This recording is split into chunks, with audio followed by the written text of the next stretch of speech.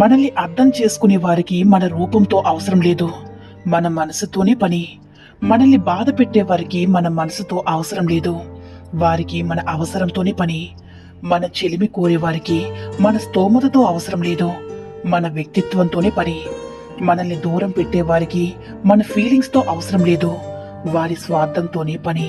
ఈ కలికాలంలో నిజాలు మాట్లాడేవాడు నీచుడు, అబద్ధాలు చెప్పేవాడు ఆప్తుడు, సహాయం చేసేవాడు సన్యాసి, నటించేవాడు నారాయణుడు, మోసాలు చేసేవాడు దేవుడు, నిజాయితీగా ఉండేవాడు ఎప్పుడు కూడా ఒంటరి వాడిని గుర్తించుకో మిత్రమా. పనికి మాలిన బంధాలను, బంధుత్వాలను ఎప్పుడు వదిలేస్తారు, అప్పుడే మనశ్శాంతి పొందుతారు.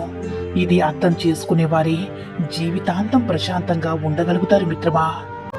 ఒకరిని నాశనం చేయాలనే దుర్బుద్ధితో ఉన్నవాడు చివరికి వాడే నాశనం అయిపోతాడు. అది కర్మ ఫలితం అంటే.